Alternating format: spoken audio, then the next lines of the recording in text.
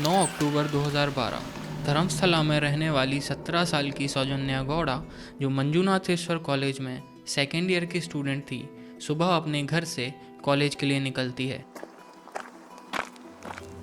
College पहुंचकर class attend करती है। 3:45 पर कॉलेज से निकलकर कर्नाटका स्टेट रोड ट्रांसपोर्ट की बस पकड़कर घर के लिए निकलती है। रास्ते में दो दोस्त मिलती हैं, जिनसे बात करते करते 4:15 पर उसके घर के पास वाला बस स्टॉप आ जाता है, जहां से उसके घर का फासला 3 मिनट का था। मगर जैसे ही वो बस से उतरती है, वहां बहुत तेज बारिश हो रही थी। सौजन्या बस स्टॉप पर तो उतर गई, मगर वहां से वो कभी घर नहीं पहुंची।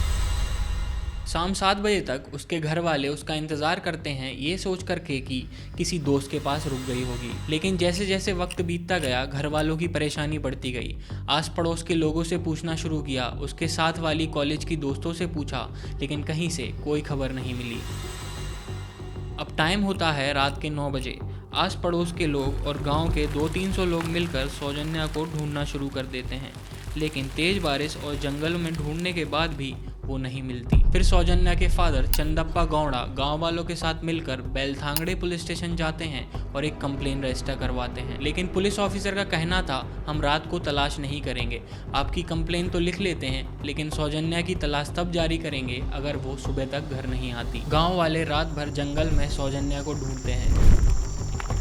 देखते ही देखते 10 अक्टूबर 2012 की सुबह हो जाती है, लेकिन सौजन्या का कोई भी नामो निशान नहीं मिला। फिर दोपहर के 12 बजे सौजन्या के घर से महज 300 मीटर दूर जंगल की झाड़ियों में कुछ लोग देखते हैं कि एक लाश पेड़ से बंधी हुई है। जब गांव वाले पास जाते हैं तो उनके पैरों तले ज़मीन फिसल जाती है, क्योंकि उस लाश को सौजन्या के शॉल से बांधा गया था। उसके प्राइवेट पार्ट्स में मिट्टी लगी हुई थी, बॉडी हाफ नेकेड थी। जैसे ही चेहरे से शॉल हटाया जाता है, ये कंफर्म हो जाता है कि ये लाश कल रात गायब हुई सौजन्या की ही है। तभी 3-4 हज़ार लोगों की भीड़ वहाँ पर जमा हो जाती है और क्राइम सीन के अंदर घुस जाती है। फिर पुलिस आती है और लाश को उठा लेती है। A 17-year-old college student was found dead in Karnataka's temple town of Dharmasthala. अब आप पुलिस की लापरवाही का आलम देखिए। ना तो क्राइम सीन को टेप से कवर किया गया, ना वीडियो रिकॉर्डिंग हुई, ना कोई फॉरेंसिक टीम वहां पहुंची, और पास ही सौजन्या का बैग और किताबें पड़ी हुई थी, जिसमें से पुलिस ने सिर्फ बैग उठा लिया और किताबें वहीं छोड़ दी। मगर सबसे बड़ा ट्विस्ट ये है कि धर्मस्थला के इलाके में रात भर बारिश हुई थी और सुबह और रात को गांव वालों ने इस सेम जगह को भी देखा था, मगर तब इस जगह पर कुछ नज़र नहीं आया। फिर अचानक 12 बजे यहाँ पर लाश कौन फेंकता है? सबसे ज़्यादा हैरत अंगेज बात यह है कि उस एरिया में रात भर बारिश होने के बाद भी सौजन्या की बॉडी, उसका बैग और उसकी किताबें सब कुछ सूखा हुआ था।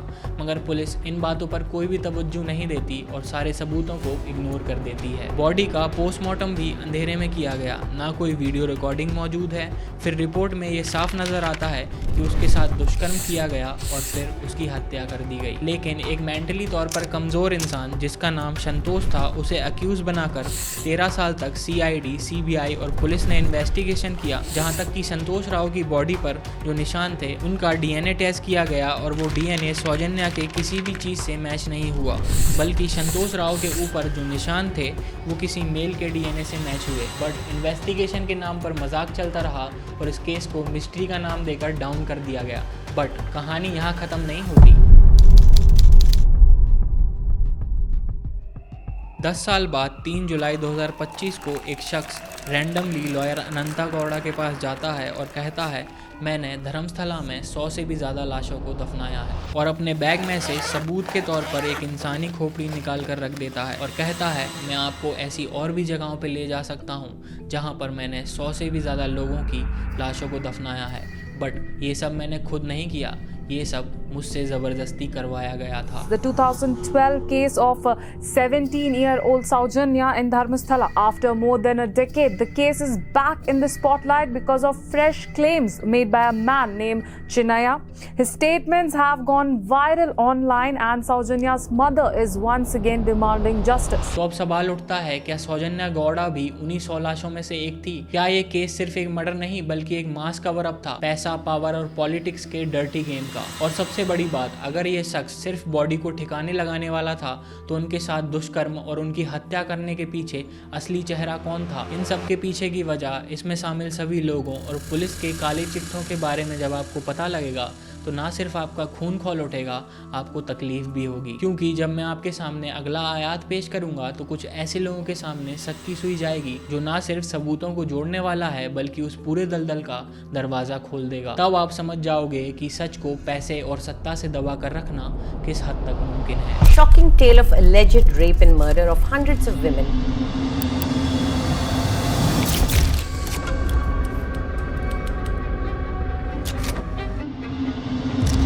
He buried hundreds of bodies. He was wrecked by guilt. Police are investigating the discovery of a woman's body. And these shocking claims in Dharmasthala of mass secret burials over 20 years has triggered outrage. Partial skeletal remains have been found at the site number 6 during the exhumation process. This was the ultimate crime against These were murdered bodies or bodies that were subject to sexual assault. These issues were baseless. A former sanitation worker from Dharmasthala filed a shocking complaint alleging he was forced to dispose of hundreds of bodies over 2 decades. SIT was welcomed by us.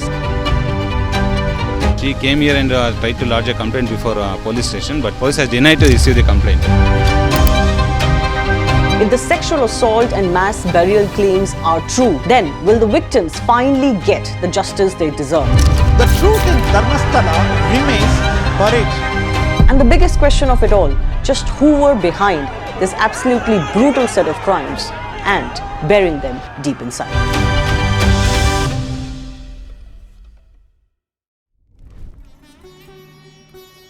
Karnataka के बेलथांगड़े तालुका में नेत्रावती नदी के किनारे बसा हुआ एक छोटा सा गांव है धर्मस्थला, जिसके नाम का मतलब है धर्म की जगह। यहाँ भगवान मंजूनाथ का मंदिर है और साथ ही 9वीं सदी का जैन तीर्थंकर चंद्रनाथ स्वामी मंदिर। यहाँ का मंजूनाथ टेम्पल एक हिंदू शिव जी का टेम्पल है, बट इस टेम्पल के धर्म अधिकारी जैन फैमिली से हैं जो कि 800 साल से इस मंदिर को मैनेज कर रहे हैं। ये एक ऐसा संगम है जहाँ 2 धर्मों का मिलन होता है।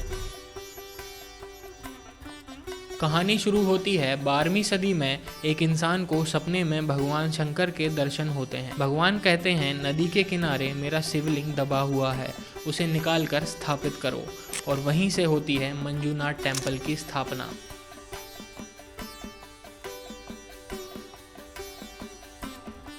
शिव को यहाँ मंजूनाथ कहा गया। तमिल शब्द मंजू का मतलब होता है सुंदर और नाथ का मतलब होता है भगवान, यानी सुंदर भगवान। फिर शुरू होती है धर्म अधिकारी परंपरा, वो लोग जो शुरुआत से लेकर आज तक मंदिर के नियम न्याय और सेवा को संभालते हैं। पहले इस जगह और मंदिर पर कुछ प्राइवेट लोगों का कंट्रोल था, लेकिन 17वीं सेंचुरी के एंड में जब यहाँ पर एंग्लो मैसूर वॉर हुई, उसके बाद यहाँ के एडमिनिस्ट्रेशन का कंट्रोल जैन समुदाय को दे दिया गया। तो 800 सालों से धर्मस्थला का कंट्रोल एक ही फैमिली के पास है, हेगड़े फैमिली। 40 से ज़्यादा इनके इंस्टीट्यूशंस हैं, इनके स्कूल, कॉलेज और भी बहुत सारी चीज़ें हैं जिनकी वजह से गांव वालों को काफ़ी मदद मिलती है। कहानी कहती है जब 2 गांवों में ज़मीन का विवाद हुआ था तो भगवान मंजूनाथ ने सपने में आकर हेम्पे हेगड़े को कहा था कि तुम न्याय करो। बस तब से आज तक धर्मस्थला में भगवान के सामने न्याय होता है। लोग आज भी अपने झगड़े लेकर मंदिर के धर्म अधिकारी के पास जाते हैं और आज की डेट के धर्म अधिकारी हैं डॉक्टर वीरेंद्र हेगड़े, जो राज्यसभा में मेंबर ऑफ पार्लियामेंट भी हैं। इन्हें भारत सरकार ने पद्म भूषण और पद्म विभूषण दोनों से सम्मानित किया है इनके सोशल वर्क के लिए। वीरेंद्र हेगड़े समाज सेवा।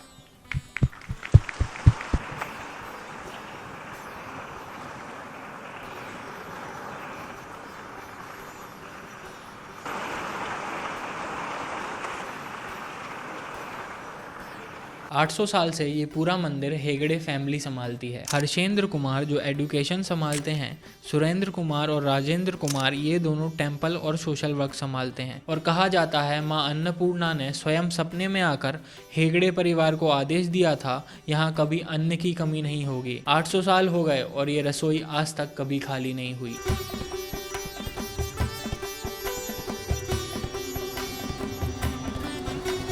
बट काफ़ी पहले से धर्मस्थला काफ़ी कंट्रोवर्सीज में आता रहा है। 1983 का साल था। एक के बाद एक 2 महिलाएं गायब हो जाती हैं और कुछ दिन बाद उनकी लाश नेत्रावती नदी के किनारे मिलती है।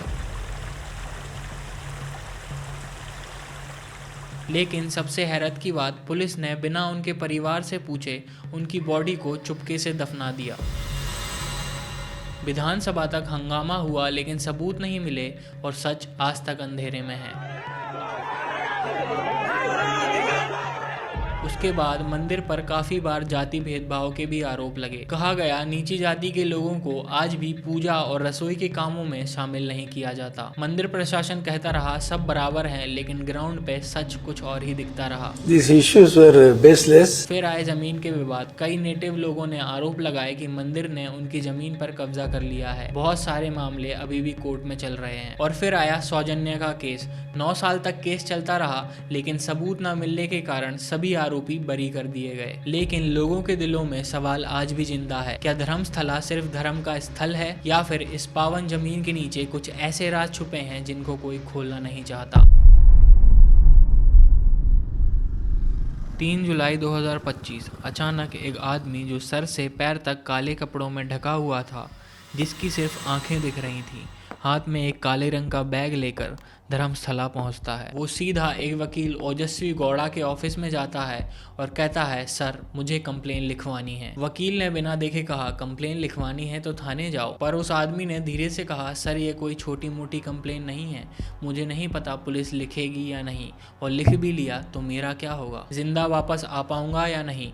वकील उसके चेहरे की तरफ देखता है लेकिन वहाँ सिर्फ नकाब था, लेकिन उसके लफ्जों में खौफ और यकीन दोनों थे।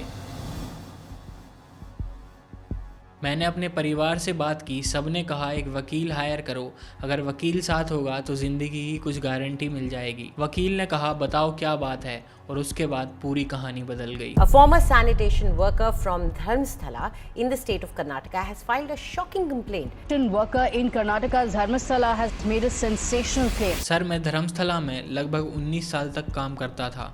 1998 में पहली बार मैंने एक लाश दफनाई थी। शायद वो हत्या और बलात्कार का मामला था, लेकिन मुझे ऊपर से धमकी दी गई थी, इसलिए मैंने ये काम किया और उसके बाद ये सिलसिला चल पड़ा। मैं अब तक 100 से भी ज़्यादा लाशें दफना चुका हूँ। वकील ने तुरंत पूछा 100 से ज़्यादा? शायद तुम मजाक कर रहे हो, लेकिन उसने दोबारा कहा जी मैं 100 से भी ज़्यादा लाशें दफना चुका हूँ। Horrifying allegations have surfaced of mass murder, of sexual violence, of a systematic cover-up.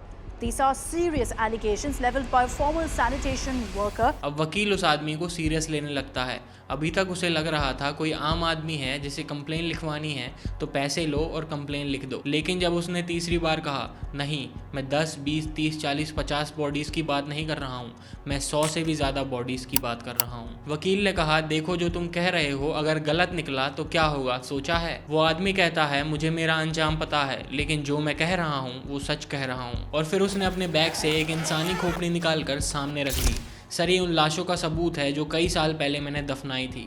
वकील घबरा जाता है। मुझे पता था लोग सबूत मांगेंगे, इसलिए मैं सबसे पहले सबूत लेकर आया हूँ। मुझे अब भी याद है नेत्रावती रिवर के आसपास और फॉरेस्ट के एरियाज में मैंने उन लाशों को दफनाया था।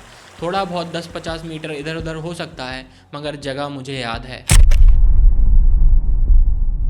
वकील ने पूछा इतने साल पुरानी बॉडीज, क्या तुम श्योर हो कि वो अब भी वहाँ हैं? उसने कहा मुझे लगता है हाँ, क्योंकि वहाँ इतने घने जंगल हैं, पहाड़ियाँ हैं, तो कोई भी अपनी जान जोखिम में डालकर उन्हें निकालने नहीं गया होगा। इसी बात को प्रूव करने के लिए मैंने एक इंसानी खोपड़ी वहाँ से निकाली जहाँ 19 साल पहले मैंने लाशों को दफनाया था। जब वकील साहब ने उसकी सारी बातें सुनी, सब देखा, तब जाकर उनको उस पर पूरी तरह भरोसा हुआ कि ये इंसान झूठ नहीं बोल रहा।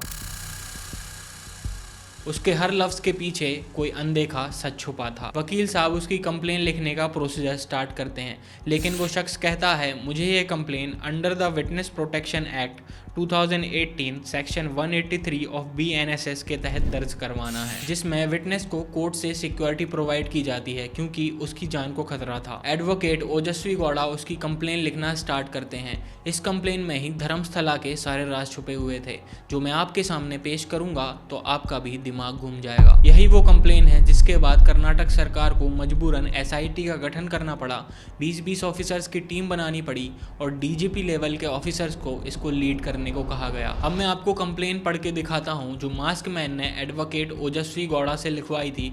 हूबहू देखिए, मैं खुद से कुछ भी नहीं बोल रहा हूँ, ये कंप्लेन जो है ये मास्क मैन की तरफ से ही दी गई है। ये उस कंप्लेन की ओरिजिनल कॉपी है जिसको मैं आपके सामने पेश करूंगा। सेवा में पुलिस अधीक्षक SP को कहते हुए दक्षिण कर्नाटका, जिला मैंगलोर, कर्नाटका। सब्जेक्ट: धर्मस्थला गांव और उसके आसपास बलात्कार और हत्या के मामले के सबूत मिटाने और बहुत सी लाशों को ज़बरदस्ती दफन करने और मुझे लगातार जान से मारने की धमकी देने के संबंध में। मेरे द्वारा दफनाई गई लाश की पुलिस की मौजूदगी में खुदाई करवाने के संबंध में। इसलिए मैं तुरंत FIR रिपोर्ट दर्ज करने और गवाह को सुरक्षा देने के संबंध में मैं ये अर्जी बहुत भारी मन से और अपराध बोध से बाहर आने के इरादे से पेश कर रहा हूँ। मेरा नाम चिन्ना है। मेरा जन्म एक ऐसे परिवार में हुआ जिसे नीची जाति का माना जाता है। जब मैं 18 साल का हुआ तो ईयर 1985 में धर्मस्थला के मंजूनाथ मंदिर में मेरी नई नौकरी लगी थी। मैंने धर्मस्थला में 1995 से 2014 तक एक सफाई कर्मचारी के तौर पर काम किया था। मेरा काम था रोज़ नेत्रावती नदी और उसके आसपास के इलाके की सफाई करना, जिसके लिए मुझे 25 रुपये महीना मिलता था और मैं अपनी नौकरी लगने से बहुत ही खुश था। हर दिन मैं पूरी मेहनत से नेत्रावती रिवर के आसपास की सफाई करता और अपने घर जाता। मगर एक दिन जब सफाई करने के लिए मैं वहां पहुंचा तो मैंने एक लाश देखी। मुझे लगा किसी श्रद्धालु की डूबने से मौत हो गई होगी। ये नदी बहुत गहरी है तो हादसों की वजह से मौत हो जाती है और कुछ गांव वालों का ऐसा भी मानना है अगर हम इसमें कूदकर अपनी जान दे देंगे तो स्वर्ग में पहुंच जाएंगे। शुरू में मुझे लगा कि ये कोई आम हत्या या नदी में डूबने की दुर्घटना से होने वाली मौतों की वजह से है, लेकिन एक वक्त के बाद मेरा शक यकीन में बदल गया क्योंकि कुछ दिनों बाद लाशों के मिलने का सिलसिला बढ़ गया। इनमें से अधिकतर महिलाएं होती थी। बहुत सी महिलाओं की बॉडी पर बिना कपड़ों के निशान भी होते थे जो उनके साथ हुई हिंसा का सबूत थे। 1997 में मेरे सुपरवाइज़र ने मुझे बुलाया। मुझे लगा सफाई का कुछ काम होगा, बट जब मैं वहां पहुंचा तो दंग रह गया। असल में काम तो सफाई का ही था, मगर कचरा साफ करने का नहीं, गुप्त तरीके से लाशों को ठिकाने लगाने का। जब मैंने इस बात से इनकार कर दिया और इस पर जोर दिया कि इन मौतों के बारे में हमें पुलिस को बताना चाहिए, तो मेरे सुपरवाइज़र का इरादा कुछ और ही था। उसने मुझे बुरी तरह से मारा और धमकी दी कि अगर तुमने ये काम करने से इनकार किया और इसके बारे में किसी को भी बताया तो हम तुम्हारे टुकड़े टुकड़े कर देंगे। तुम्हारी बॉडी को भी बाकी बॉडीज़ की तरह दफना दिया जाएगा और हम तुम्हारे पूरे परिवार को मार डालेंगे। सुपरवाइज़र ने कहा, इससे पहले जो शख्स यहाँ पर काम करता था जब ये काम करने से झिझकने लगा तो अचानक से गायब हो गया, तो तुम भी याद रखना वरना पूरे परिवार के साथ टुकड़ों में कट जाओगे। मैंने अपनी 19 साल की नौकरी में धर्मस्थला इलाके में कई जगह पर बॉडीज़ को दफनाया है। 1998 के बाद ऐसा एक भी हफ्ता नहीं गया जब मैंने किसी लाश को ठिकाने न लगाया हो। कभी मुझे बॉडीज़ को दफनाने को कहा जाता तो कभी बिना निशान छोड़े डीजल से जलाने को। हर बार ये काम करते हुए मेरी रूह कांप जाती थी। मुझे रातों को नींद आना बंद हो गई थी, मगर इसका मैं कुछ भी नहीं कर सकता था क्योंकि मैं एक आम गरीब आदमी था और मुझसे ये सब जो करवाते थे वो बहुत पावरफुल लोग थे। अगर मैं उनके खिलाफ मुंह खोलता तो मैं भी इनकी तरह मारा जाता। इसलिए 2014 तक मैं मजबूरी में ये काम करता रहा। जिस मानसिक अत्याचार से मैं गुजरा 2014 तक, उसे बर्दाश्त करना मेरे लिए मुश्किल हो गया था। मुझे डर था कि मेरे परिवार की किसी बेटी के साथ कभी ऐसा ना हो जाए, मगर कुछ ही दिनों में मेरा यह डर सच्चाई में बदल गया। जब मेरे सुपरवाइज़र के एक जान पहचान वाले आदमी ने मेरे परिवार की एक बेटी के साथ दुष्कर्म किया, तब हमने तय कर लिया कि हम यहाँ नहीं रहेंगे, वरना ये लोग एक दिन मुझे मेरे परिवार के साथ मार डालेंगे।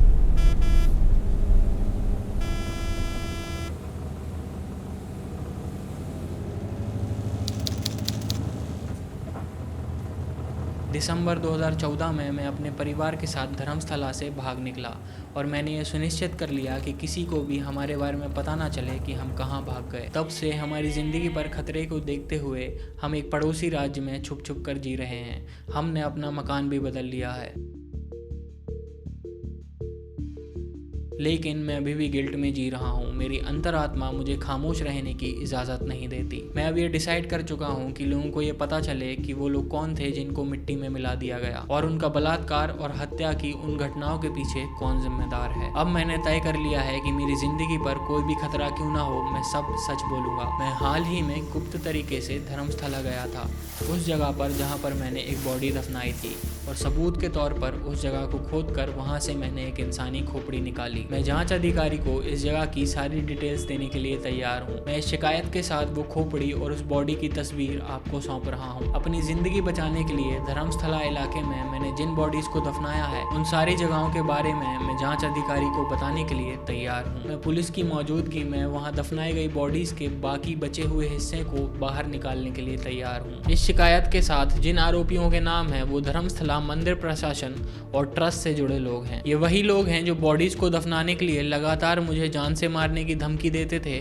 और मुझ पर अत्याचार करते थे, और उनकी आदत ये है कि उनके खिलाफ बोलने वालों को वो ठिकाने लगा देते हैं। जैसे ही विटनेस प्रोटेक्शन एक्ट 2018 के तहत मुझे और मेरे परिवार को सुरक्षा दी जाएगी, मैं उन आरोपियों के नाम और उनकी भूमिकाएं बताने के लिए तैयार हूँ। मैं उन दर्द भरी यादों का बोझ और नहीं उठा सकता, इसलिए निवेदन करता हूँ कि जिन लोगों की हत्या हुई, जिन नवयुवतियों के साथ बलात्कार हुआ, जिनकी लाशें दफनाई गई, उनकी जांच जल्द से जल्द करवाई जाए और मुझे और मेरे परिवार को सुरक्षा दी जाए। एक झूठी शिकायत के अंजाम को पूरी तरह से जानते हुए मैं ये शिकायत पत्र पेश कर रहा हूँ। मैं ये साफ करना चाहता हूँ कि ऊपर दी गई सारी सूचना मेरी जानकारी और विश्वास के मुताबिक बिल्कुल सही है। मैं अपनी सच्चाई साबित करने के लिए पॉलीग्राफ टेस्ट या किसी अन्य टेस्ट से गुजरने के लिए तैयार हूँ। मैं ये निवेदन करना चाहता हूँ कि जिन 100 से ज़्यादा बॉडीज को मैंने दफनाया वो लोग अपने अंतिम संस्कार के अधिकार से भी वंचित रहे हैं। मैं समझता हूँ कि अगर उन शवों को बाहर निकालकर उनका सही तरीके से अंतिम संस्कार किया जाए तो उनकी आत्मा को शांति मिलेगी और मेरा अपराध कुछ कम होगा। इसलिए मैं आपसे निवेदन करता हूं, जो बॉडीज मैंने दफनाई उनको कानूनी तरीके से बाहर निकाला जाए। मैं आपसे निवेदन करता हूं कि उन अनेक पीड़ित लोगों को इंसाफ दिलाने के लिए जिनकी मौत के बाद भी उनके अधिकार छीन ले गए, आप इस शिकायत को गंभीरता से लेते हुए इस मामले की जाँच करवाएं। मैं आपसे विनम्रता पूर्वक निवेदन करता हूँ कि आप मेरा नाम और आइडेंटिटी गुप्त रखें। मैंने इस शिकायत के दूसरे हिस्से में आरोपियों के नाम और अपराध में उनकी भूमिकाओं के बारे में पुलिस को जानकारी दी है, ताकि अगर मेरी हत्या हो जाए और मैं अचानक गायब हो जाऊं तो जो कुछ भी हुआ उसकी सच्चाई मेरे साथ न दब जाए। मैंने इस शिकायत पत्र पर दस्तखत करके इसे सुप्रीम कोर्ट के वकील श्री कवि धनंजय को भी सौंप दिया है। इसके साथ आधार कार्ड, धर्मस्थला संस्थान की तरफ से दिया गया ID कार्ड, बेलथांगड़े धर्मस्थला में रजिस्टर्ड वोटर ID कार्ड और शव के अवदेश की तस्वीरें भी दी हैं। 4 जुलाई को ये कंप्लेन लेटर धर्मस्थला के बेलथांगड़े पुलिस स्टेशन में दिया जाता है और फिर सेक्शन 211 भारतीय न्याय संहिता BNS एक्ट के तहत क्राइम नंबर 39/2025 की FIR रजिस्टर्ड होती है। Allegations of bodies of hundreds of women who were raped and murdered over years being buried in the very popular pilgrimage town of Dharamsthala in Karnataka. 48 साल के आदमी ने कर्नाटक के धर्मस्थला में एक ऐसे रहस्य से पर्दा उठाया है जिसे भारत में सबसे विभत्स और भयावह मामलों में गिना जा सकता है। A man who was wearing a mask arrived at a police station with a skull in his hand and made one of the most startling claims in the recent time. Case which came to the forefront, not just headlines in India but globally too. There were questions being asked about what exactly is happening in Dharamsthala. अब complain तो registered हो गई, मगर police ने investigation start नहीं किया। Police ने बताया कि हमने मास्कमैन को बोला था कि पुलिस स्टेशन आकर स्टेटमेंट वर्बली लिखवाए। अब वो नहीं आया तो हम कैसे स्टार्ट करें, जबकि कानून के हिसाब से अगर कोई FIR लिखवाता है तो उसे दर्ज करके इन्वेस्टिगेशन चालू करनी चाहिए। अब कोई एक्शन नहीं हुआ तो ये मास्कमैन 11 जुलाई 2025 को कर्नाटका लोअर कोर्ट पहुंच जाता है। कोर्ट में जाकर ये मजिस्ट्रेट के सामने सेक्शन 164 के तहत ये स्टेटमेंट देता है और उस खोपड़ी और उन हड्डियों को भी दिखाता है। जब इस कंप्लेन के बारे में धर्मस्थला के लोकल्स को पता लगा तो उन्होंने डॉट्स कनेक्ट करना चालू किए तो उनको पता लगा कि धर्मस्थला के आसपास के रीजन में जितनी भी औरतें मिसिंग रिपोर्ट हुई थी या जिनकी बर्न्ड या बरीड बॉडीज मिली थी, वो सब इंसिडेंट्स एक ही पैटर्न में फिट होने लगे और उनमें से कुछ विक्टिम्स क्लोज टू 400 तक बताए गए। उन्हीं में दो नाम सबसे ज्यादा स्टैंड आउट करते हैं, सौजन्या और Ananya Bhatt. In 2003, a young medical student went missing after her visit to Dharmasthala. Now 22 years later, her mother Sujata is filing a police complaint with allegations about the disappearance and those who she believes threatened her. Ananya Bhatt एक young medical student from Manipal 2003 में अपने दोस्तों के साथ धर्मस्थला घूमने आई थी, पर वो वापस कभी नहीं गई। जब उसकी माँ सुजाता भट्ट कोलकाता से धर्मस्थला पहुंची अपनी बेटी को ढूंढने के लिए, तो कुछ लोकल्स ने कहा हमने अनन्या को टेंपल के कुछ कर्मचारियों के साथ जाते हुए देखा था। सुजाता पुलिस के पास कंप्लेन देने गई, लेकिन पुलिस ने उन्हें इग्नोर कर दिया और जब वो टेंपल अथॉरिटीज से मिलने गई तो गेट पे खड़े 4 लोगों ने उनके साथ मारपीट की, जिसकी वजह से वो 3 महीने कोमा में चली गई। ना तो उनके पास पैसा था, ना सपोर्ट, किसी ने उनकी मदद नहीं की और उन्होंने अपनी बेटी को खो दिया। ನನಗೆ ಅಟ್ಯಾಕ್ ಮಾಡಿದ ಮೇಲೆ ನಾನು ಕೋಮಾದಲ್ಲಿ ಹೋಗಿದ್ದೀನಿ, ಹಾಗಾಗಿ ಏನು ಗೊತ್ತಿಲ್ಲದೆ ನಾನು ಇದಾಗಿದೆ। 3 ತಿಂಗಳು ನಾನು ಕೋಮಾದಲ್ಲೇ ಇದ್ದೆ। बट इस कंप्लेन के बाहर आने से बहुत सारे विक्टिम्स की फैमिली, जिनकी लड़कियां 15-20 साल पहले गायब हुई थी, वो सब एक एक करके बाहर आ रहे हैं, इस होप में कि चिन्ना के हौसले और बहादुरी के बाद उन्हें भी इंसाफ मिले। जब ये लोग पुलिस स्टेशन में आकर प्रोटेस्ट करने लगे तो कर्नाटक सरकार को झुकना पड़ा। फिर कर्नाटक गवर्नमेंट ने धर्मस्थला मास बरियल केस की इन्वेस्टिगेशन के लिए SIT यानी स्पेशल इन्वेस्टिगेशन टीम बनाने का ऑर्डर दिया। SIT was welcomed by us in the very initial terms. On the same day, we welcomed the secession of the government. क्योंकि धर्मस्थला के लोगों का कहना था कि इस इलाके में बरसों से ऐसी शिकायतें बेलथांगड़े पुलिस स्टेशन में दी जा रही हैं, लेकिन कभी ईमानदारी से जांच नहीं की गई। इसलिए कर्नाटक गवर्नमेंट ने यह फैसला लिया कि इस बार एक ऐसी SIT टीम बनाई जाए जिस पर लोगों को पूरा भरोसा हो। In the latest information coming in from Dharamsthala, the SIT formed by the Karnataka government. A whistleblower in Karnataka has compelled the Siddaramaiah government to form a special investigation team in the Dharamsthala mass burial case.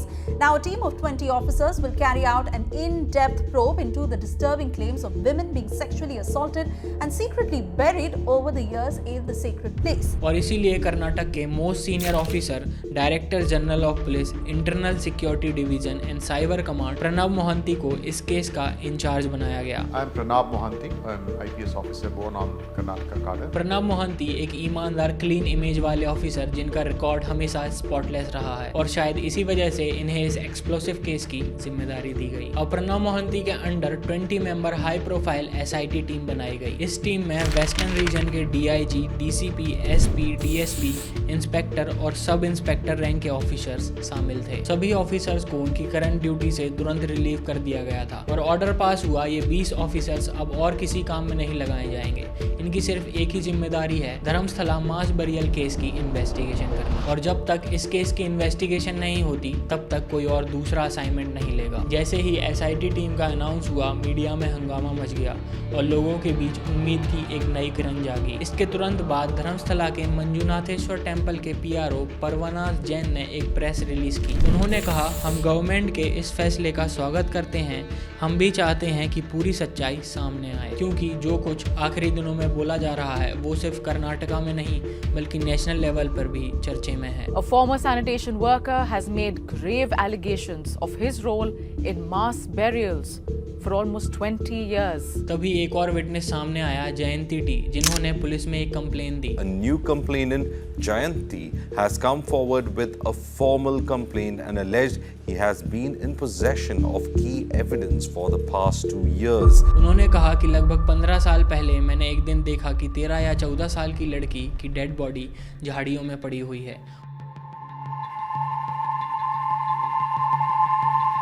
उसकी मौत डूबने से नहीं हुई थी, क्योंकि body के कपड़े गायब थे और शरीर कुछ दिन पुराना था। जयंती ने जब देखा तो उन्हें लगा कत्ल का मामला है। वह देखकर वो पुलिस के पास जाते हैं और पुलिस आती है।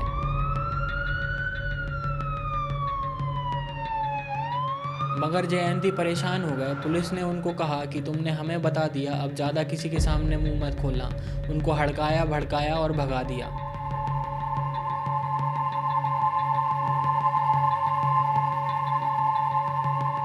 इसके बाद उस बॉडी को पुलिस ने वहीं पास में दफना दिया, बिना किसी FIR के, बिना किसी इन्वेस्टिगेशन के और बिना किसी पोस्टमार्टम के।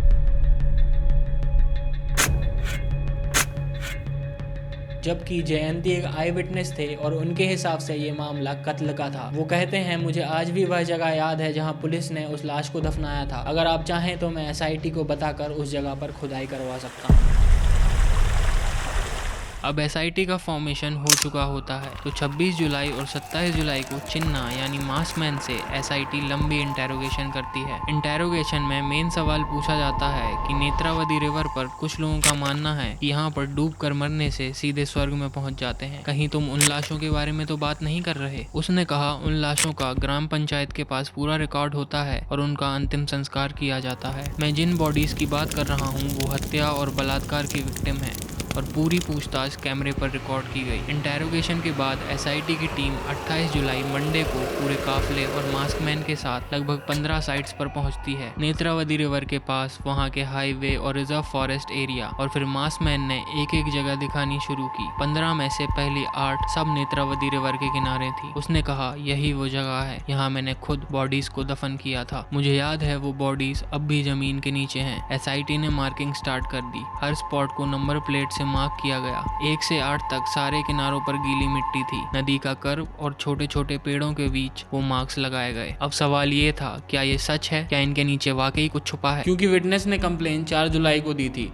और SIT 28 जुलाई को पहुंचती है, तो अगर सच में इस चीज़ में कोई इन्वॉल्व होगा तो 20 दिन में शायद वो सबूत मिटा चुका होगा। पर जब पहली बार स्पॉट पर टीम पहुंची तो वहां पर कोई भी खुदाई के निशान नहीं थे। जमीन पर घास उगी हुई थी, मतलब अब तक खुदाई नहीं हुई थी। पहली 8 लोकेशंस मार्क हो चुकी थी। अब गवाह ने बताया 9 से 12 जो नेत्रावती रिवर के पास थी, वहां पर काफ़ी जंगल और झाड़ियां थी, ट्रैफिक कम था। SIT ने फिर से मार्किंग की, टोटल 15 जगह की मार्किंग की गई। अब मैं आपको बता दूं कि मास्कमैन ने जो साइट्स पर मार्किंग करवाई है उसमें से उसने किन किन जगहों पर कितनी बॉडीज दफनाई हैं, जो कि SIT की तरफ से ऑफिशियल प्रेस रिलीज हुआ। साइट नंबर 2 एंड 3 पर 2 बॉडीज, साइट नंबर 4 एंड 5 पर 6 बॉडीज, साइट नंबर 6, 7, 8 पर 8 बॉडीज, साइट नंबर 9 पर 6 से 7 बॉडीज, साइट नंबर 10 पर 3 बॉडी, साइट नंबर 11 पर 9 बॉडीज, साइट नंबर 12 पर 4 to 5 बॉडीज, साइट नंबर 13 पर the highest number among these mark locations. मतलब साइट नंबर 13 पे ही सबसे ज्यादा बॉडीज को दफनाया गया था। अगर ये सब सच है तो धर्मस्थला की जमीन पर सिर्फ लाशें नहीं, कई सालों से छुपाए हुए राज दफन हैं जो कि लोगों से हमेशा छुपते हुए आए हैं। 29 जुलाई 2025 ठीक 12 बजे पहली खुदाई साइट नंबर 1 पर नेत्रावती के किनारे मजदूरों के थ्रू हाथों से करवाई गई। ये लोकेशन नेत्रावती रिवर से महज 8 मीटर की दूरी पर थी, इसीलिए सिर्फ 3 फीट तक खोदने के बाद जमीन से पानी निकल आया और काम रुक गया। अर्थ मूवर बुलाई गई, बारिश शुरू हो गई और सबके चेहरे पर सिर्फ एक ही सवाल था, क्या सच में यहाँ पर कुछ है? शाम तक 15 फीट तक खुदाई हुई लेकिन कुछ नहीं मिला, ना बॉडी ना स्केलेटन। बट मास्कमैन के वकील मंजुनाथ एम अगली सुबह एक स्टेटमेंट रिलीज करते हैं। ये उस स्टेटमेंट की ओरिजिनल कॉपी है जिसमें लिखा है, पहले दिन हमें कोई बॉडी या स्केलेटन नहीं मिला, लेकिन साइट नंबर 1 से 2.5 फीट नीचे एक चीज़ मिली, एक लाल टॉर्न ब्लाउज, एक ATM कार्ड और एक लक्ष्मी नाम की लड़की का पैन कार्ड मिला है। कुछ साल पहले एक लक्ष्मी नाम की लड़की ने जान दी थी, बट ये कौन लक्ष्मी है इसका जवाब अभी किसी के पास नहीं।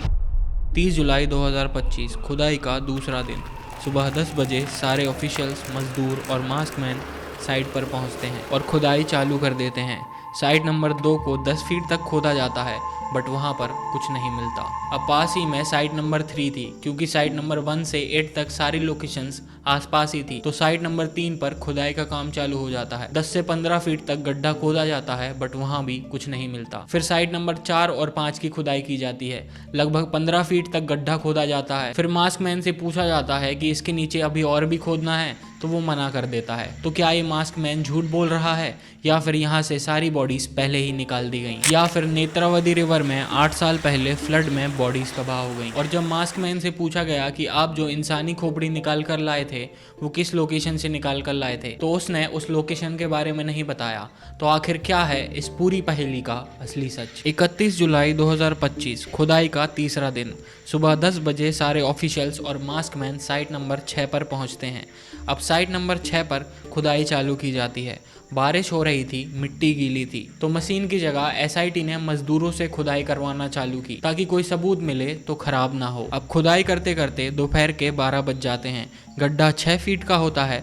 तभी अचानक मजदूरों को किसी चीज का गड्ढे में होने का एहसास होता है। वो हाथ से उसे हटाते हैं। फॉरेंसिक टीम देखती है और वहाँ पर हर एक इंसान चौंक जाता है क्योंकि वो 25 इंसानी हड्डियाँ थी। Partial skeletal remains have been found at the site number 6 during the exhumation. 2 दिन के बाद आज तीसरा दिन स्पॉट नंबर 6 में स्केलेटल रिमेन्स मिला है। पार्शियल स्केलेटल रिमेन्स अभी यहाँ पे मिला है, जिनमें से 5 इंसानी दांत, जबड़े की हड्डियां और थाई की हड्डियां थी और कुछ टूटी हुई हड्डियां भी थीं। अब मजदूरों से कहा जाता है कि फावड़े से नहीं, हाथ से खुदाई करो, क्योंकि जो हड्डियां मिली थीं वो काफी नाजुक हालत में थीं। फिर हाथों से मिट्टी हटाई जाती है और सारे लोग मास्क मैन की तरफ देखते हैं और उस पर यकीन होता है कि हाँ, ये इंसान झूठ नहीं बोल रहा। फिर हड्डियों को एक बॉक्स में डाला जाता है और फॉरेंसिक टेस्ट के लिए ले जाया जाता है। बट 1 अगस्त की रात को हड्डियां मिलने के कुछ टाइम बाद ही एसआईटी के एक ऑफिसर मंजूनाथ गौड़ा ने मास्क मैन को डराया। ये रही उसकी ओरिजिनल कॉपी जो मास्क मैन के वकील अनन्या गौड़ा के द्वारा रिलीज करी गई।